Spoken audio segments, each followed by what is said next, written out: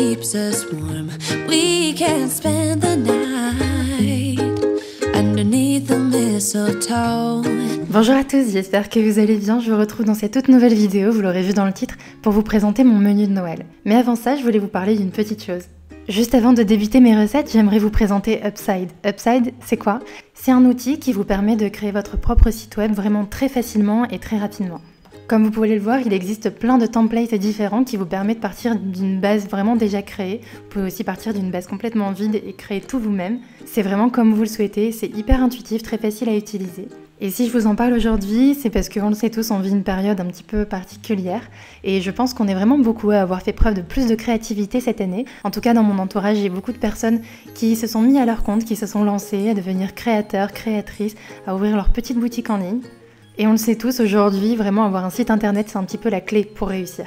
Alors je suis vraiment ravie parce que Upside m'a contacté pour sponsoriser cette vidéo, pour vous faire découvrir cette fonctionnalité et aussi parce que j'avais envie de vous booster un petit peu et je sais que ça peut paraître parfois insurmontable mais comme vous pouvez le voir c'est parfois aussi très facile et il faut arrêter d'hésiter. Mais aussi on vous offre l'opportunité de gagner un iPhone 12. Simplement parce que là aussi on sait que c'est vraiment très important d'être bien équipé, avoir un bon site internet, un bon téléphone pour prendre de jolies photos, de jolies vidéos et rester connecté. D'ailleurs, en parlant de créatrice, créateur, il y en a une que j'avais très envie de vous présenter, c'est Ramdam Accessoires. J'en ai déjà parlé plusieurs fois sur Instagram, c'est une amie à moi qui s'est mise à son compte, qui a créé son site internet, elle aussi d'ailleurs, qui fait principalement des articles pour enfants, des doudous, des ranges doudous, des turbans. Et là, on a fait une petite co-création toutes les deux parce qu'elle sait que j'adore la cuisine, donc elle m'a confectionné le tablier de mes rêves en gaze de coton. Il est vraiment d'une qualité remarquable avec une broderie faite à la main. Et d'ailleurs, bonne surprise pour les mamans puisqu'elle a prévu de faire également des tailles enfants. Allez, c'est parti, vous avez plus qu'à enfiler votre tablier et on passe aux recettes. On commence l'apéritif avec quelque chose de vraiment ultra simple, c'est un roulé au sésame ou aux graines de pavot. Il vous faut simplement du pain de mie sans croûte que vous allez venir aplatir comme ça avec un rouleau à pâtisserie. Et à l'intérieur, vous y mettez vraiment tout ce que vous aimez. Moi, j'ai voulu faire vraiment très simple, mais c'est aussi très très bon, un Philadelphia à la truffe. Et ensuite, vous allez le rouler comme ça, tout simplement, en faisant attention à ce que ça soit quand même bien serré. J'ai fait une autre version avec du Philadelphia nature cette fois-ci et également du saumon fumé. Il y a vraiment énormément de possibilités, vous pouvez le faire avec du foie gras et des oignons confits. En dehors de la période d'hiver, vous pouvez le faire aussi avec un fromage frais et des tomates confites par exemple, c'est vraiment très très bon l'été. Une fois que vous avez roulé tous vos rouleaux, il vous suffit de mettre le fromage que vous avez mis à l'intérieur à l'extérieur pour que les graines puissent se coller au rouleau. Moi ici j'ai choisi de mettre des graines de pavot sur les rouleaux à la truffe et des graines de sésame sur les rouleaux au saumon.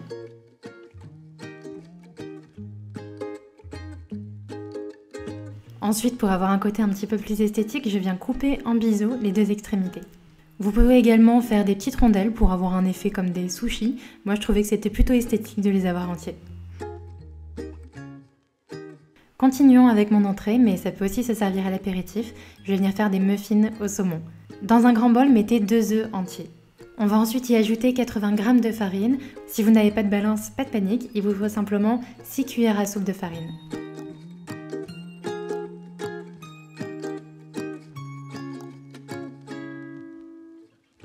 J'ajoute ensuite une demi-cuillère à café de levure chimique, une petite cuillère à café également d'aneth. L'aneth va apporter un côté particulier au muffin et ça se marie vraiment très bien avec le saumon fumé.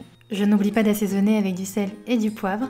J'ajoute le saumon fumé préalablement coupé en petits dés. C'est optionnel, mais j'ai quand même ajouté une bonne petite poignée de fromage râpé type mozzarella et une cuillère à soupe d'huile d'olive. Comme vous pouvez le voir, c'est pas toujours obligatoire de mettre d'un côté les aliments secs, d'un côté les aliments liquides. Quand on mélange tout comme ça, c'est exactement pareil. Je mets ensuite la pâte dans un moule en silicone. Moi, je trouve que c'est ce qu'il y a de plus pratique pour éviter que ça ne colle. Je remplis par rabord, vraiment à peu près aux 3/4, parce qu'avec la levure chimique, ça va forcément gonfler. Et c'est parti, on met tout ça au four, donc dans un four préchauffé à 180 degrés, à peu près 10-12 minutes.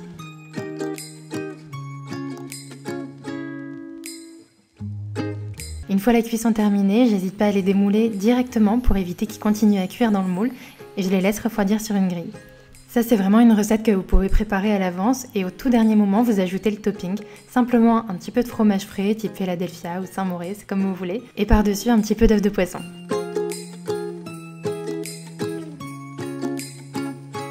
Pour le plat, je vous propose un écrasé de pommes de terre à l'huile de truffe et noix de Saint-Jacques. On commence par venir éplucher et couper en petits dés les pommes de terre, qu'on va venir ensuite faire cuire dans une eau bouillante et salée. Une fois bien cuite, j'égoutte et je mets les pommes de terre dans un grand saladier.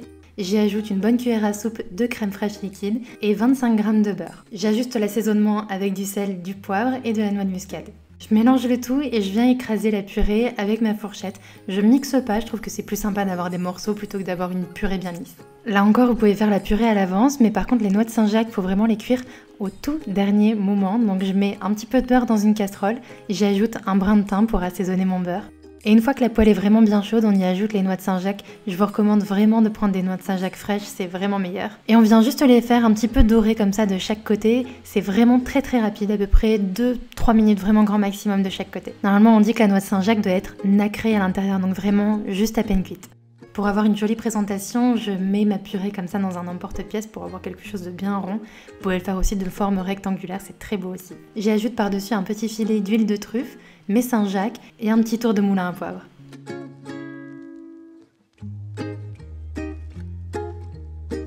Alors de retour au bureau de nouveau, cette fois on va faire un petit peu de coloriage. J'ai dessiné un sapin de Noël, vous pouvez aussi le faire en forme d'étoile ou alors en bonhomme de pain d'épices, c'est vraiment comme vous le souhaitez. Moi je trouvais que le sapin de Noël était plutôt une bonne idée. Donc je découpe comme ça un patron avec un sapin vraiment très simple et ça va me servir pour découper ma pâte. La pâte d'ailleurs, vous pouvez soit la faire vous-même si vous avez la patience et si vous savez le faire, ou alors simplement faire comme moi et acheter une pâte directement du commerce. Alors j'ai choisi une pâte feuilletée et en format carré, comme ça c'était plus simple pour faire mes découpes. Normalement avec un seul rouleau de pâte, j'arrive à faire mes 2 sapins.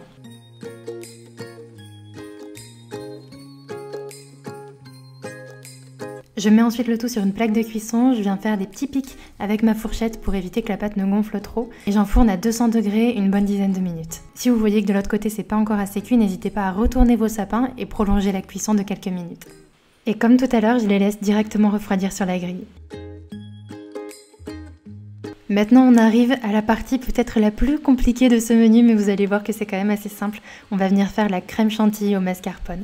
Alors déjà le secret c'est que tout doit être bien frais. Le bol et le fouet, n'hésitez pas à le mettre au congélateur juste avant. Votre crème et le mascarpone, pareil, vraiment bien frais. Alors pour tout vous dire, j'ai un petit peu raté cette recette, mais comme vous pouvez le voir, il n'y a jamais vraiment de raté. En fait, il fallait mettre 200 g de mascarpone et je me suis trompée dans les calculs et j'ai mis que 125 g. Donc faites bien les choses, 200 g de mascarpone, 150 g de crème liquide. On commence à mélanger avec un fouet électrique comme ça, à vitesse un peu moyenne, jusqu'à ce que ça fasse des bulles. Et ensuite, on augmente la vitesse progressivement. J'ajoute entre-temps 50 g de sucre glace avec un sachet de sucre vanillé. Vous mélangez à vitesse max pendant quelques minutes jusqu'à ce que vous ayez une chantilly bien ferme. Attention tout de même à ne pas trop mélanger parce que votre chantilly pourrait se transformer en beurre. Voilà à peu près la consistance que ça devrait avoir, même peut-être un petit peu plus épais. Moi je me suis fait avoir, j'ai eu l'impression que c'était bon, en tout cas c'était délicieux, mais elle était un petit peu trop liquide au final. Ensuite, on va mettre notre crème dans une poche à douille. Si vous en avez pas de panique, moi non plus j'en ai pas. J'ai pris simplement un sac congélation que j'ai mis comme ça dans un récipient avec la pointe vers le bas. J'y ajoute ma crème à l'intérieur et je resserre le tout. Vous pouvez l'utiliser directement ou alors la laisser au frais jusqu'au service. Au moment de l'utiliser, il faudra simplement couper la pointe du sachet pour pouvoir faire le pochage. Donc comme vous pouvez le voir, je mets de la chantilly sur mon premier sapin que je vais ensuite recouvrir avec mon deuxième sapin et je remets de la chantilly par-dessus. J'ajoute ensuite toute ma garniture, toute la décoration du sapin, donc j'y mets des raffaello, j'y mets également des blueberries, j'y mets du chocolat blanc, des noisettes, vraiment tout ce que vous aimez. C'est là que je me suis rendu compte que ma chantilly n'était pas assez ferme. Mais c'est pas grave, comme je vous le disais, il n'y a jamais vraiment de raté, j'ai réussi à la lisser, elle n'a pas complètement dégouliné, donc on a sauvé les meubles. Tomorrow it is Christmas, the first for you and me. The snow is falling down and the storm is on its way. But as long as you're around, everything will be okay. 'Cause all I wanna do is spend this holiday with you. Et voilà, j'espère que mon menu de fête vous aura plu. Si jamais vous reproduisez mes recettes, n'hésitez pas à faire des petites photos et à me les envoyer, ça me ferait vraiment très plaisir. N'oubliez pas aussi de participer au jeu concours pour gagner l'iPhone 12. Vous avez uniquement jusqu'à dimanche prochain pour participer, mais dans tous les cas, je vous mets toutes les informations sous cette vidéo, mais aussi sur Instagram. Je vous fais plein d'énormes bisous, je vous souhaite de merveilleuses fêtes, que ce soit seul ou en famille. Mais surtout, prenez soin de vous, je vous dis à très bientôt. Ciao.